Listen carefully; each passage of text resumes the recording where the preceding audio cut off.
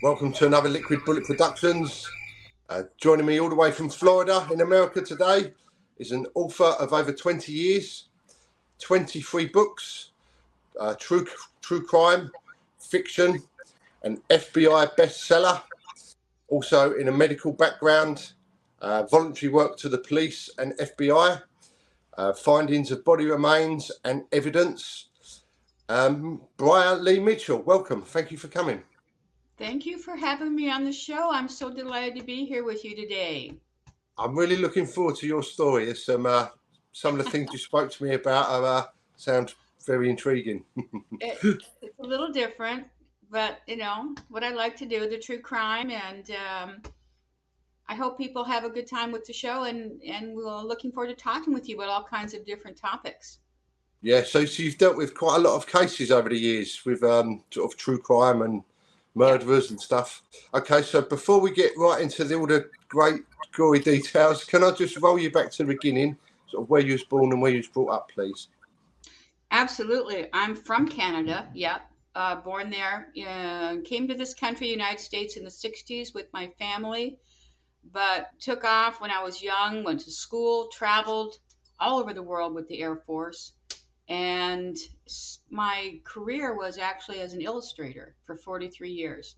And I started to write over 20 years ago while I was still doing that.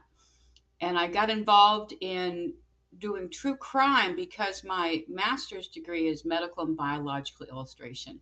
So I Yeah. worked on all kinds of books and cases. I'd be contacted by attorneys, and then one doctor, Dr. French Anderson, contacted me to work with him on a book for the FBI about a phenomenal case that took place in Miami, Florida in 1986, where FBI agents were looking for a pair of serial killers who were also bank robbers. They targeted the big trucks that carried the money, and they saw them in traffic. And these two agents were behind them there. I've listened to that recording so many times when the agents get on the radio back to the other FBI agents saying, "Oh my God, they're right in front of us on a busy Friday afternoon on the Dixie Freeway or Highway, actually in Miami." And all of a sudden, all these cars descended. 8 agents tried to take them down. These guys, their names were William Maddox and Michael Platt, and they had made a habit of going into the Everglades glades in Florida, and people target shoot there. So they would just kill the person, take their weapons and their vehicle, and throw their body in the swamp, and use those weapons and vehicles for armed car robberies. So they were wanted for over a year, killed a lot of people. Their wives had been killed, mysterious circumstances. So when they finally tried to take them down, these agents shoved their car physically into a parking lot. And they figured, okay, they're surrounded by the FBI. These guys will give up, but they were both sociopaths, which means they have kind of an immortal or immortality complex. They just came up firing. They ended up murdering 2 agents, brutally wounding 5 others. Only one survived unscathed. And both of these guys, one of them was shot 5 times in the head and he still kept going. Michael was shot 12 times. And he finally came down only because one of the FBI agents was had severely wounded arm. He was able to use his other arm to retrieve a shotgun and laid it on the ground. So it was pointing underneath one of the cars and just started shooting at Michael. And all this shot went into his leg, so Michael dropped. And at that point, help starts to show up. And they're in a parking lot of an apartment building in a neighborhood. And people are just coming out like, what? The firefight only lasted a few minutes, but it was devastating and deadly. And it was a watershed moment for the FBI. And I worked on that book for a little over 2 years, and every single agent that comes out of the academy gets a copy of that book because it Wow. is a true forensic analysis of what happened step by step. My role in the book was to take all the coroner's notes, all the photographs, and then figure out what position all the agents and the bad guys were in when they were wounded. Like William Maddox, as I said, was shot 5 times in the head. Yeah, he was. The first one hit him here, and then he dropped forward, and then 4 more hit him like this, and they all tunneled down into his chest. He was still going, and both of them got out and tried to steal one of the agent's cars, even as wounded as they were. And the FBI were outgunned. These guys, their whole back seat of their car was just full of guns.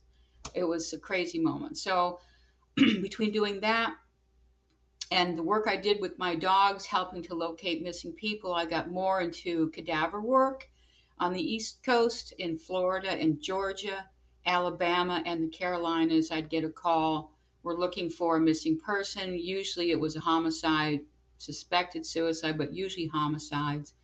One of Right, them. can I just step in there quickly before we Yeah, carry on? absolutely. The FBI book you're talking about, what is the name of that book? Because I'm intrigued It's and I want the to read that forensic. myself. Yep, absolutely. And I'm going to give you a copy of the cover, Lee, so that you can Yeah. see that and you can show your audience so they can look at it. It's called The Forensic Analysis of the FBI Firefight, Miami, Florida, and then April 14th, 1986. And it is a true forensic analysis. Every bullet we accounted for, every angle, every vehicle. And that's why it's given to the FBI agents, because it just shows you how a crime scene of that enormity is completely broken down and analyzed. So it was quite a project. So yeah, that was what it was called, and I'm definitely going to send you a cover so you can share it with Yeah, your I listeners. look forward to Mhm. reading that one. That'd be brilliant. Yeah, absolutely. Okay, I'll let you carry on, Briar. I will just talk your ear off, Lee. So, wave at the camera or, holler and I'll stop. Uh, the I did searches for the FBI also, but usually it would be for, like, for example, I would get a call from a group of dog handlers. We're going to meet in this part of Georgia. This law enforcement there has a missing person, and we would show up, and it would be a huge base camp. There would be horses and ATVs. Sometimes it'd be just a few dog teams. Other times there would be 5, 6, 7, 8, 12 dog teams, depending on the size of the case. The biggest search I was ever on, it was the second time I'd actually gone to look for this young woman. She went missing in Orlando years ago, Jennifer Kessie, and I was on two searches for her. Um, the law enforcement would get information that, oh, she was here, her body was here, and they think it's the killer taunting them that will do this every couple of years. And we looked so hard for her. My heart just goes out to that family. um, in Georgia, a man died. His dog came home, he never did. We located his body in a farmer's field that he had allowed to grow fallow, so 5 or 6 foot tall, thorny bushes that we had to go in with ATVs and smash down once we started to find his bones. And so I came in there with my dog and other teams, and we just used sticks and we worked through in a line. I was able to locate his cell phone for the sheriff's department there. They weren't sure. Every time you go into a search, you automatically assume it's going to be a crime scene. Until it's ruled out as a homicide, you treat it that way. So, as being a canine handler, I would have to maintain all these certificates from law enforcement on crime scene management, and then first responder, because if I'm on a search and we find someone that's still alive, I might be 4 or 5 miles from the base camp. Just me, my dog, and another flanker, or sometimes a group of flankers. That person's life is in our hands at that point. So then we would have all first responder skills and SARTEC, that search and rescue technique. So I could use GPS. I know how to read a map. I know how to use a compass. I know how to navigate out of an area where it's so fogged in you can't see, by going in increments and finding your way out. On searches I'd been in California, which is a little different, there are really rugged, remote areas. So I would have to go in with a heavy pack with food and a shelter for my dog and I in case we had to spend the night out in the woods. It was I had an amazing time doing that, and that fueled a lot of the interest I have for doing true crime and researching some of these cases. So that kind of led me to this book about the serial killers. Right, can I just ask you how How is your mindset when you come across sort of a body or remains? Obviously, you know, Um, or how was the your first, first encounter? yeah, the first encounter is kind of like, like, oh my God, you want to preserve everything. You don't want to step on anything. And you just immediately freeze, see everything around you. Because when the CSI technicians then arrive, my job with my dog was to find and then be able to get out of the scene without destroying evidence. And you look around you to be able to then talk to the CSI technicians, any agents or law enforcement there, so you can be subtracted from the scene. Yeah. And that's really what you do. And I have come across a couple of things. Like when I came across that cell phone, the first thing I did was look down and went, did I drop my cell phone? And I realized that's a really old cell phone. That's not mine. It's a bit of a shock because you're out in the middle of nowhere and then there's this very intricate piece of technology that might be linked to a murder. And it's a bit of a shock. So my reaction was always just stop, evaluate where you are, don't touch anything, and then call into base camp and then turn the scene over to law enforcement when they would arrive. How does your sort of do you ever feel like sort of in fear when you sort of first come across these No, remains, or no? no, I don't. I never did. I think I attribute a lot of that to just all the work I did for so many years doing pathology and forensics. My degree had me take the full anatomy course, the same one that a doctor would take, gross anatomy. So I spent Yeah. a whole year with a team dissecting a person in the class. There were, I think, 60 bodies in there, and I would go to these different morgues to draw from them so I could understand what was the anatomy, so I could reproduce that for books or videos, whatever I was being hired to do as a medical illustrator. But yeah, when you come across it in the wild, and there's swamp and there's snakes and there's gators and bears, and all of a sudden there's a cell phone, and that's not supposed to be there. Yeah. Yes. I suppose you know you're So onto we're gonna something there just straight stop. away. Exact. Change gears and don't damage anything. Don't step on the cell phone for heaven's sakes. There's nothing worse. This is a gross story, but it's funny. It didn't happen to me, but I know of a dog handler. His dog found the body and then ate part of it. It's a true story. I'm not sharing names because I can't do that, but yep. And the dog started to eat part of the body that they'd come to find. And it's a dog. So Yeah. Yeah. you have to stay on your game when you're out there in the middle of nowhere looking for somebody. So what was the how many cases have you actually sort of solved or gone into from that sort of line of work? With the search and rescue, about Yeah. 30 different Wow. 30. searches, about 30 of them.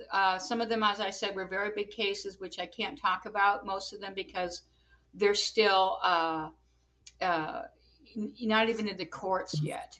Some of the cases were there was a serial killer in Myrtle Beach, took cab fares to pick up young women, whoever. And if it was somebody he thought was attractive, he wouldn't take them to the destination. He would just drive out to the swamps, which is inland from Myrtle Beach in the Carolinas, um, assault them, and then murder them and leave their remains in the swamps. And it's very hard, as you could probably imagine, to find a body in the swamps in Florida or the Carolinas, up and down the coast where there's alligators and a lot of Yeah. predators. There's big cats, there's bears, coyotes, foxes, raccoons.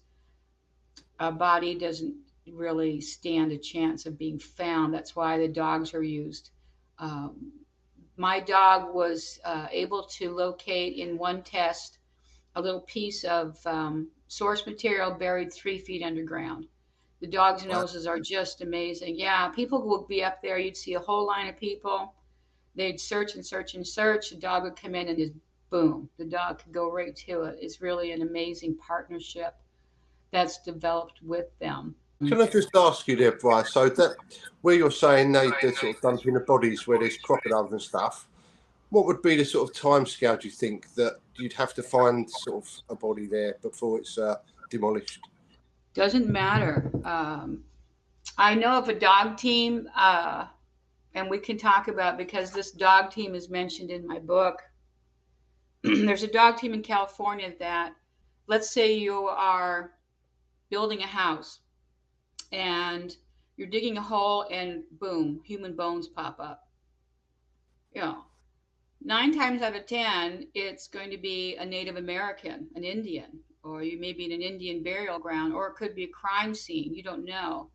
And this dog team can find remains. Some of the remains they found were from a battle from the Civil War.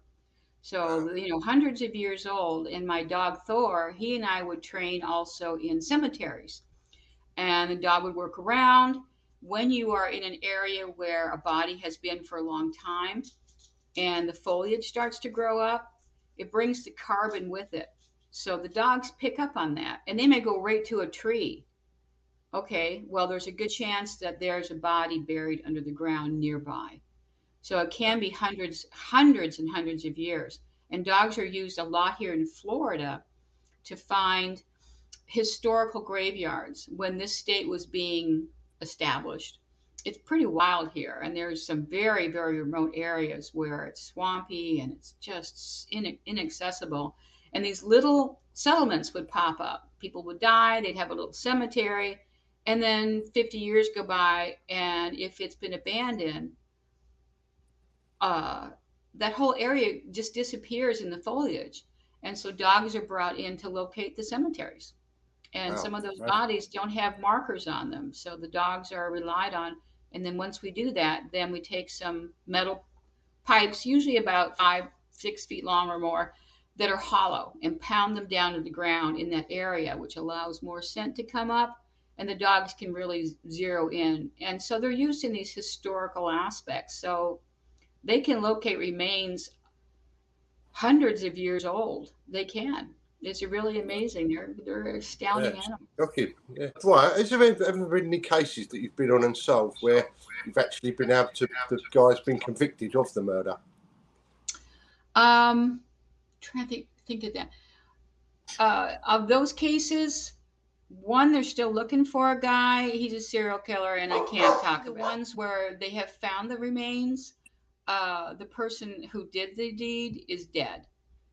They either killed themselves, which is pretty typical, um, or they just have, the case is so old it becomes a cold case. They may have found the Yeah. remains and they're still looking for the killer. So of the Wow. ones where I've worked on where the bodies have been found, um, they're still looking for that guy. And Wow. I can't tell you anything about it. Yeah, but it'll, Could still be when you out there go into somewhere. things. No, and I wouldn't do anything ever to compromise a case. If I had said anything about a case I was on where we maybe found a bit of evidence that points to this guy did it or she did or this guy did it. There's a couple of them that like that, mostly up in the Carolinas. They're still in litigation, so I can't answer that all the way. I'm Yeah. sorry. I can't. I'm sorry No, to be that's fine. so sounding a little flimsy on that, but I can't compromise any of that. Yeah. So could we continue on with your work, Briar, for us? Well, most of the books, the FBI book I worked on. I also worked on one of the O.J. Simpson books. Oh, wow. When I was living in Los Angeles at the time when the murders took place. Um, and I remember when O.J. Simpson was trying to make a run for it in that Ford of his, the helicopters went right over the hills outside my window, and I was like, "What? What's going on now?" I turned the news on, and the helicopters. It's all the newscapters following O.J. Simpson. He ended up going to his house, and he gave himself up. He had taken some money and was laying down the back of the Ford Bronco, and a friend of his was trying to drive him out of the country, and it was crazy. Um, I worked on that book with a detective out of Texas, and he had a theory which I agreed with, and so I did the co-authored it with him. With I would just go through and read through for details.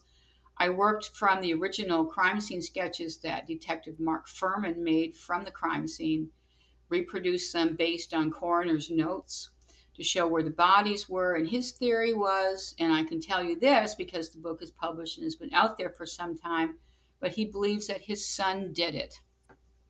Wow. His oldest son killed him. Yeah, his oldest son, which most people don't know about, is actually, I think he's about 40 something now. Most people just thought he just had the little kids with Nicole, but he had children from a previous marriage that were adults. And one of them, his oldest son, was at that time a sous chef working for Alan Ladd Jr.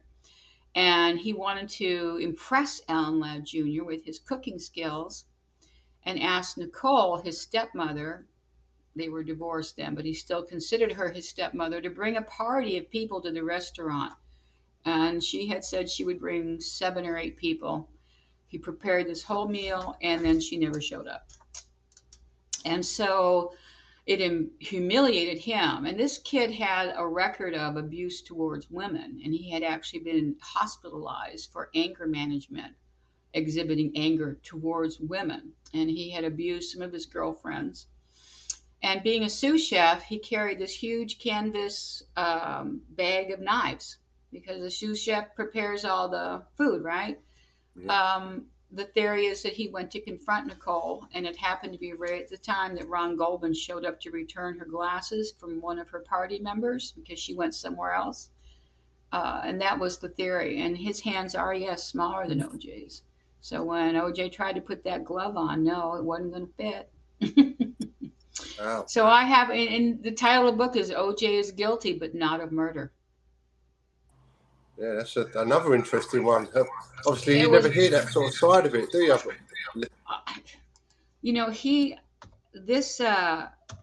that whole case was just riveting because of the court drama. It was like a circus every day on the news. What is so and so wearing in court? What outbursts are there? And when I saw the not guilty verdict in the end, I was surprised at the end, but not, because you just knew there was something not quite right. He was probably there, and the theory was that the son panicked, called the father, who came over and walked through the scene, which is why there was some evidence there from him. And then it was his son. So when police came for him, yeah, he was going to take the fall for his son. And that is the theory behind the book. Trevor, come on. Come over here, you doofus. Come back here, goofy dog.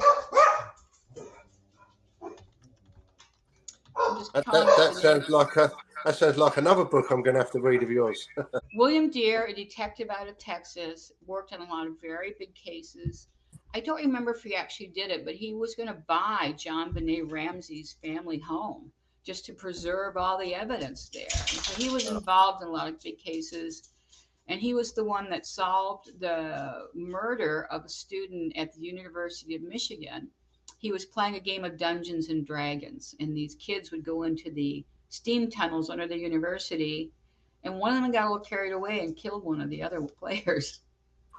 And nobody quite figured out what was going on. They couldn't find him, and they finally did. They realized he'd been murdered, and William Deere was one of the ones who solved that case. So it was remarkable working with Bill.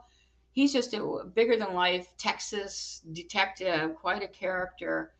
And between that book and the FBI book I had, and then getting involved in canine search and rescue, I was privy to a lot of very personal and private information about crimes and criminals, and got hooked on it and wanted to become more involved in it. And that led me to this book that I spent the last year working on, which is the serial killer book. I interviewed over 20 serial and rampage killers. Wow. In this country, they're referred to as rampage killers, sometimes called spree killers. The people who pick up a weapon, can be anything. Mostly it's guns. A lot of them are assault rifles, as they call them. And then go into a shopping mall or church and then just open fire. The worst one in this country was Stephen Paddock, and that was in Las Vegas, where he was at the Mandalay Bay, and across the road from him was a big, huge, open, outdoor country music festival, and he killed 87 people. I remember seeing that one on the news. That one. Yeah, that was Stephen Paddock. Wow. And that in this country, I do talk about it in the book where in the book I referenced what was known as the golden age of serial killers. That would have been like the late 1950s into the 80s. And that would be Jeffrey Dahmer and John Wayne Gacy, Gary Ridgway, Ed Kemper, and Dennis Rader. That group of people, Richard Ramirez, they were the golden age. They had just so many people they killed, and it took 30 years to catch Dennis Rader. 30 years. It took over 28 years to catch Gary Ridgway, and he murdered about 80 women. And it is just mind-boggling what they did with advances now in DNA analysis, and there are security cameras everywhere, and people have cameras on their phones. The odds of there being a big John Wayne Gacy or Gary Ridgway killer again is more remote. FBI and local law enforcement are able to catch them usually after the second murder. But you're maybe seeing more serial killers coming up in the next 5 to 8 years, based on theories from psychologists who believe that stressors in this country are what help create serial killers. Coming out of World War II and the Korean War, all these men were coming home and their children were being affected by their PTSD. Uh, William Bonin is an excellent example of that. He was the freeway killer in California. He had a van. He would pick up these young men who were hitchhiking. He would rape them, brutally rape them in the back of the van, strangle them, and toss their bodies out. And he had been beaten so badly by his father, who was a returning World War II veteran, that he actually had brain damage. And part of that led up to him being such a violent, unbelievably violent killer. Well, in this country in 2008, we had a massive financial crisis. A lot of people lost their homes, they lost their jobs, there were increase of murders just went through the roof. And the theories from psychologists now, particularly Peter Vronsky, and I talk about him in the book, that there may be a second golden age of serial killers coming up. But in my opinion, based on the research that I've done, yes, that can happen. But because they can catch them faster, great, but you're still going to have more and more rampage killers because they just don't have the telltale signs. You don't know what they're going to do until all of a sudden there's bodies everywhere. And in the United States, last year, not in 2022, not in 2022, but 2021, there were 700 rampage killings. 700 in this country. And some of them could be as few as 4 or 5 people, some as many as 20 or 30. 700 of those. And that, I don't think that's going to stop. So that's some of the things that I learned while I was doing research for the book. And I do talk about that a bit in the book, about the history of serial killers. What is a serial killer? What's the definition? And right now, the FBI, actually, believe it or not, has just 2 kills associated. And they say that's a serial killer, as long as there's a cooling off period between. And they limit it to two, so that if there's like a killings are occurring out, say, some remote little area where law enforcement just doesn't have those many resources to research a case or try to catch a serial killer, the FBI can become involved immediately. So it's a pretty good system that they have now for determining, is there a serial killer running around out there. Yeah. Brian, can I just ask you, obviously you said you've actually gone and spoke to some of these serial killers and murderers.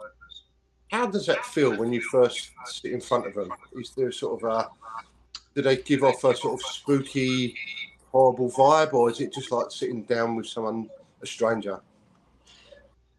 It isn't spooky at all. And if you think about Ted Bundy, for example, how could he talk all those women into his car? There's a charisma to these people.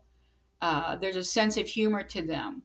They know how to read people and play people. Some of them are incredibly violent and deranged psychopaths. Herbert Mullen was a good example of that. He was what was known as a visionary killer or visionary psychopath because voices in his head were telling him to kill. I didn't have an opportunity to talk with any of those people. I did ask Herbert for an interview, but he died, I think it was 3 or 4 months ago. He was a great example of that. But the ones I did meet in person, I did fly out to Oregon. I met with Keith Jesperson. He is the Happy Face Killer. Uh, he murdered 8 women. And the way he did it was, and he's huge. He's 6'6". The guy is way over 300 pounds. He's just a massive guy.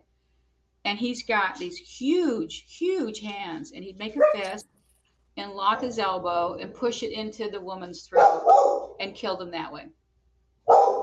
So it was not scary meeting him because he's funny. He's witty. He knows how to make you his friend. Boom, like that. That was my experience with all of the serial killers I spoke with. Some I met with in person, like Bernard Eugene Giles.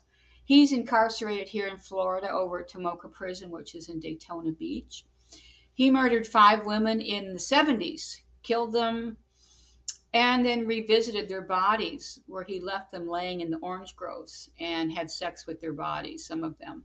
Very deranged at that time. But when you meet him now, he's been incarcerated like 50 years. And the guy is so meek and quiet. You know, he's been close to death several times. He's been just broken by the system. There wasn't any sense about him of being a killer. There was nothing about any of them that was frightening or scary, nothing. However, it was a very different story when I interviewed some of the rampage killers. They were just, oi.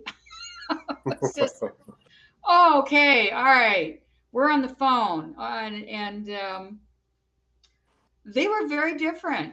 They have a very different personality. There wasn't anything scary about them. They were just, most of them are just so tense and mad as hell. It was a remarkable difference. They are just night and day.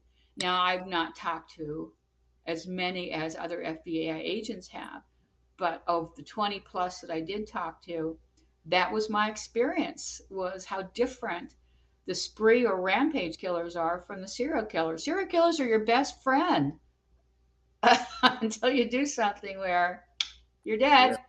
You did something, tick them off. Dennis Rader, though, as I was saying, I speak with Dennis every Saturday.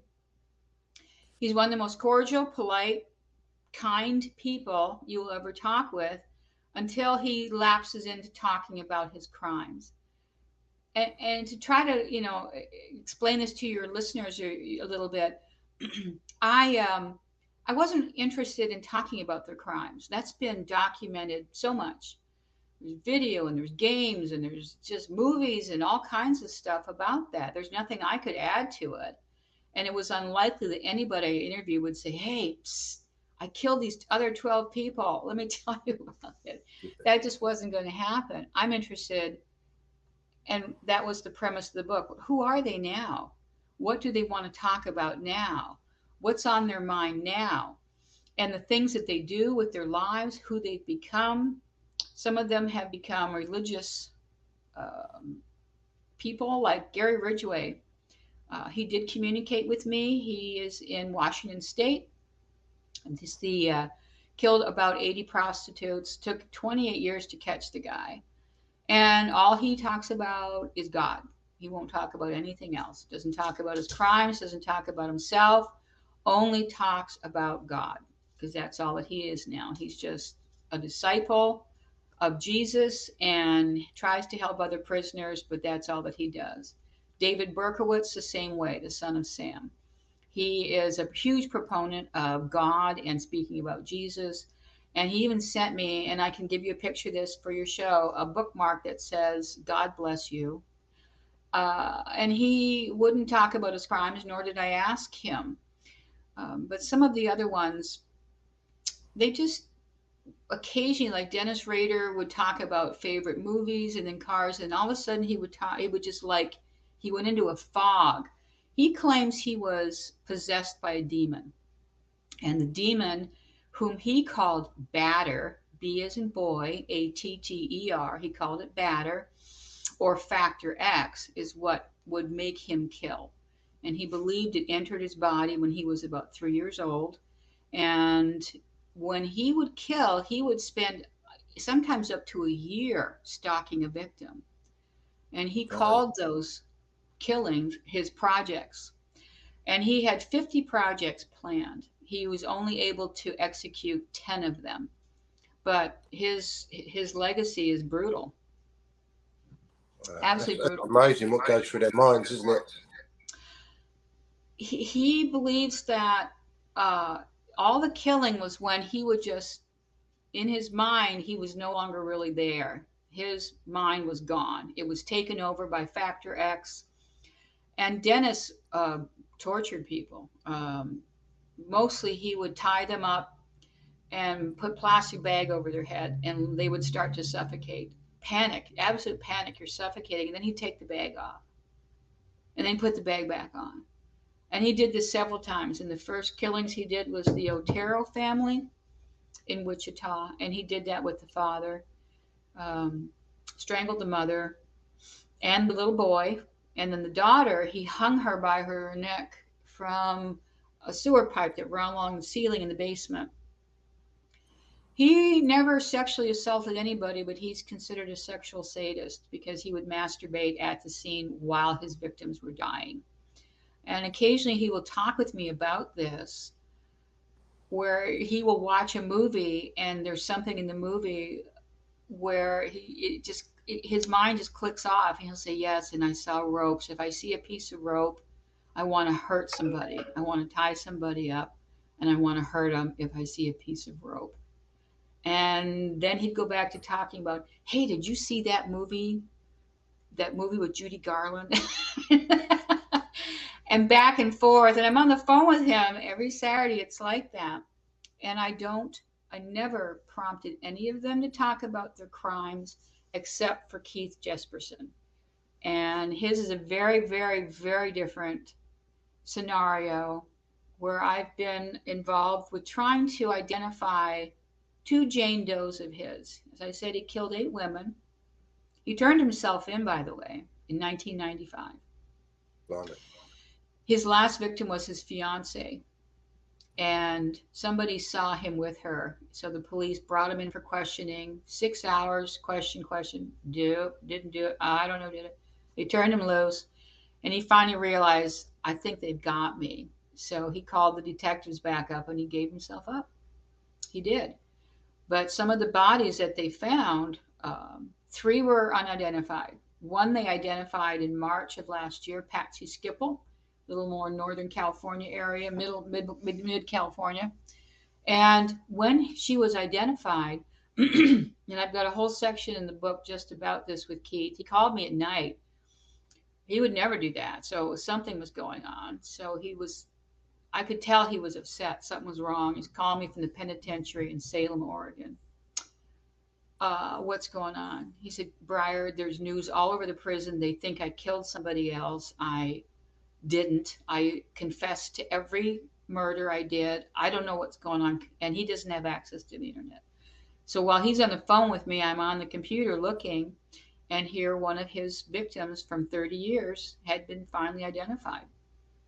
When he discovered it was Patsy and that her family now had her body to bury and could go through their grieving process, he called me back a couple of days later and he said, there's a Jane Doe I left in Florida in Crestview and one in Riverside County, California that have never been identified. Can you help me? And yeah, I did. So I contacted authorities. I offered to pay for the testing services for the 2 Jane Does. And this is where it gets weird. This is where it gets weird. His 3rd victim is missing. The police were sure that he killed this young woman named Cynthia Lynn Rose Wilcox. Her body was found at a place called the Blueberry Hill Cafe in Livingston, California, way in the back.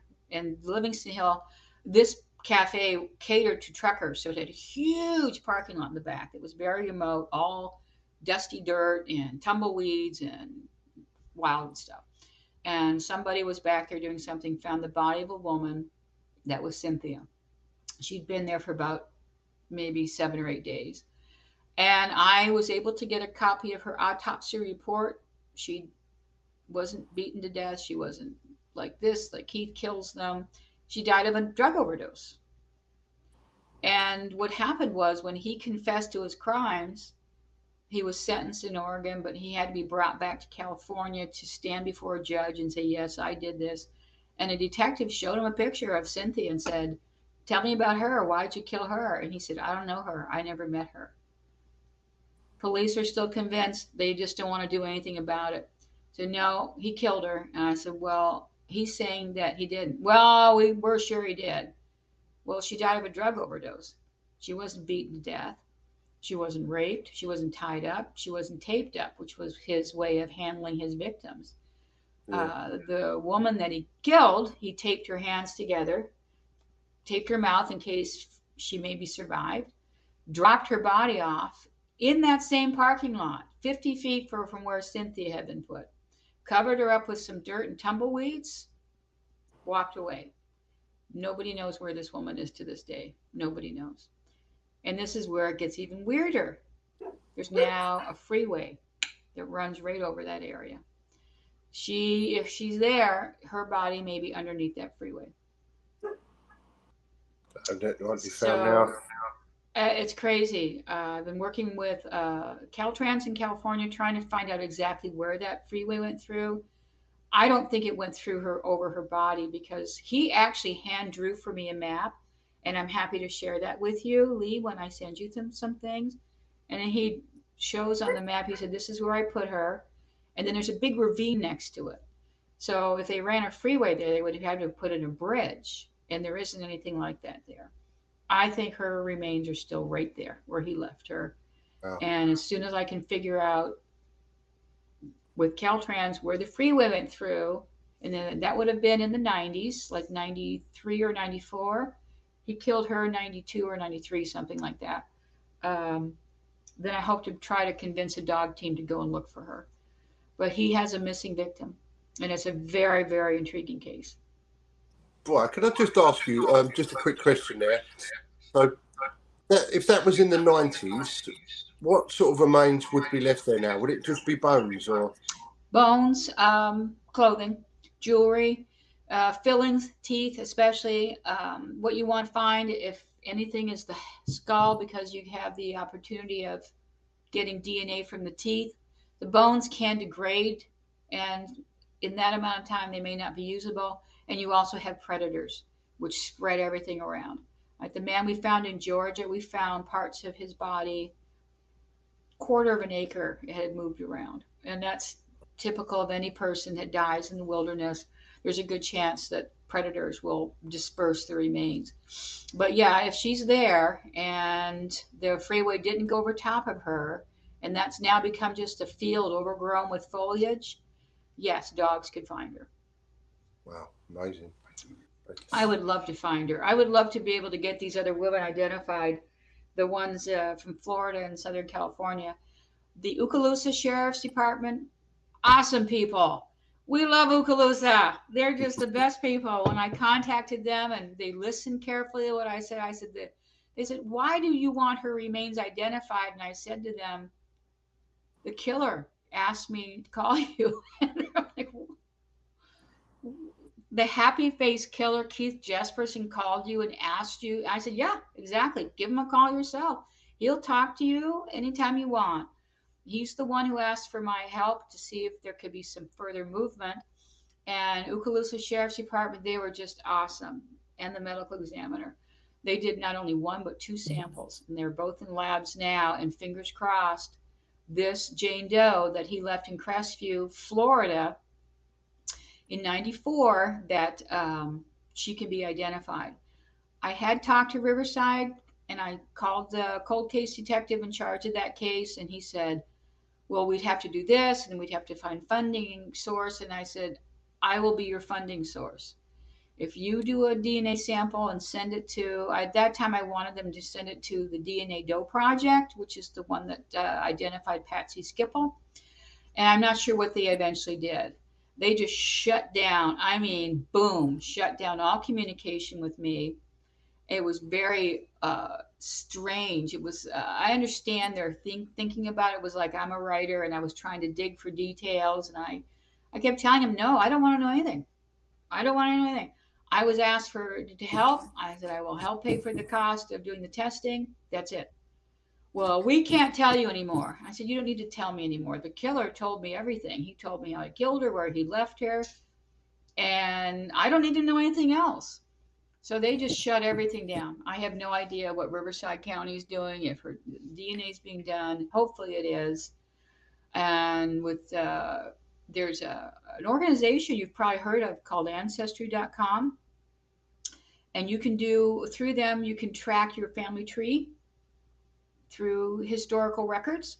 It's really grown to be this huge website over the years, a big service, and you can get your own DNA tested, and then have your DNA profile put into the DNA banks. So if Wow, I that's was, like, crazy. say, a third cousin Wow. to this woman, then they can start to, put the puzzle pieces together. And they've been able to identify more and more people now whose remains have been left as Jane or John Doe for decades. Wow, that's amazing. Right, can I just jump back a minute? When you just a question come to my head. When you're talking to the killers and they obviously they don't like to talk about their crimes. What Mhm. amazes me is like how if obviously they've been sentenced and they're in there for the rest of their lives. It doesn't make sense to me not to own up to the rest of them. Why do you think that they sort of hold that information of like who they've killed? Well, it's not that they're holding information, it's just they talked about it so much they just don't want to talk about it anymore. Some of them, like Keith Jesperson, for example, has been on so many documentaries and interviews, and he will tell you, and he's told me to. He's comfortable with his guilt. He will talk to you all day long about his crimes. He's described in detail to me how he killed them, what he did with their bodies. One of them, he thought perhaps people might identify her right away and remember having seen her with him at this truck stop. He killed this young woman, and then he took her body. He put it under his truck, and he tied her ankles up and tied her ankles to the truck, and then he taped her forearms together and then drove 12 miles down the asphalt road like that. So her head was gone, her forearms were gone, her chest cavity all gone. And then he took what was left of her and threw it off the side of the road. She had had a broken hip years earlier, and the pin they put in had a surgical identification on it, so they identified her right away. He will talk to you all day long about it. Others of them, they're just tired of it. And then there are people like this other killer I interviewed. His name is Todd Colehep. Todd is incarcerated for life in South Carolina. He was caught for killing 7 people, and he admitted to that, and also for taking a woman named Kayla and locking her up inside of a big shipping container on his property for 60 days. They got there to do some work for him. He was a realtor, and he was hiring her and her boyfriend to come do some cleaning and repairs and stuff on properties. I don't know why. I'd have to go back and check and see if he even explained why, but they got out of the car and boom, he just shot the boyfriend dead right in front of her and then locked her up in the container. Todd has claimed that he killed a lot more people, but he just doesn't want to talk about it. Yeah, And I don't pressure him. I'm not interested in talking to him about the crimes, but if he ever decided to divulge that information, yeah, I would talk to him. I think for him, it's more of a game. It's like, yeah, he's yeah, very smart. He's very funny. Most of these people are. They just have this crazy sense of humor. But there's a very good chance he killed a lot more people, and he's just not going to talk about it. Why? He's going to die in prison. He's already fested doing 7 killings. And it's like that part of him is still his personal memory and property, is my thinking of why he does that and why yeah, some of them do that. They just don't want to own up to it. It's like, I don't care. I don't care about those people. I don't care about their families. I don't care about closure for them. I killed all those other people. I'm not going to tell anything about it. Have a nice day. like That's their pretty. little secret, their little ownership of something. Yeah. Yeah, Uh, yeah. so, Brian, we're just going to start to wind it up now. Obviously, we've got so much more to talk about, so we're going to get you back to do a part 2. But before we go, can I just have a little bit more of details of your book, please, that's coming out? I would love to. The book title is serial killers then and now. I reference the crimes all of them did so that you understand why they're either in prison or in death row or wherever they are. But mostly what you see in the book is unfiltered, and I mean unfiltered, verbatim comments from a lot of killers. I didn't edit them. They're in there just as they came from the killers, and it gives you a chance to actually hear who they are, what they are, who they are now. And I found it absolutely fascinating because some of them would talk about what life in prison is like, how much it sucks. It really does. It is really bad. I've visited some of them in prison. I don't like being there. You coming in as a visitor, I get treated as a prisoner. I've been searched and I have to carry a special letter from my doctor because I've got a metal knee, and they go through everything and you just feel like you're this big. Yeah. So the book is about primarily who they are now. In the United States penal system, they have eliminated a lot of these, telephone systems where the prisoner could call you. Now they have third-party companies that handle emails and messaging and phone services and all kinds of things so that families or friends can stay in touch with whoever's incarcerated. When you set up your accounts, and there's quite a few different companies, and I talk about this, they always refer to the prisoners as loved ones. And that threw me a little bit because I had to set up a special account to talk to Dennis Rader. And this woman got on the phone with me and she said, yes, absolutely, Dr. Mitchell, we can set you up an account to talk with your loved one. I was just so thrown by that. And I kept coming across it. So there's the book ends up, the final chapter is my loved ones. And I talk about the experience of what it was like to be hugged by a murderer, to shake hands with them, to sit in a room with them, to talk with them. And all of it's in this big, here's your loved ones. And these are what they did. So the book covers some historical information about what a serial killer is, what a rampage killer is, based on FBI definitions and law enforcement. Most of it is verbatim conversations with all of these killers. They want to talk to you, it's word by word. I didn't filter any of it.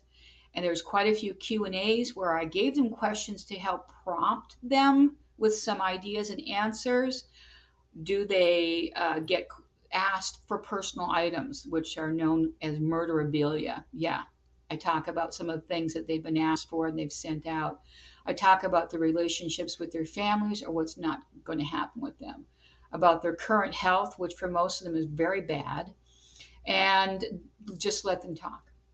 Once they got prompted with the questions, and in the beginning of the book, I give you the list of questions I provided. For example, when you pass, what do you want to have on your tombstone? I just thought that was something interesting to ask them. And that threw a lot of them. They're like, you don't want to know about why I killed so-and-so? No, you've talked about that for 30 years. When you pass, what do you want people to know about you? What's going to be on your tombstone?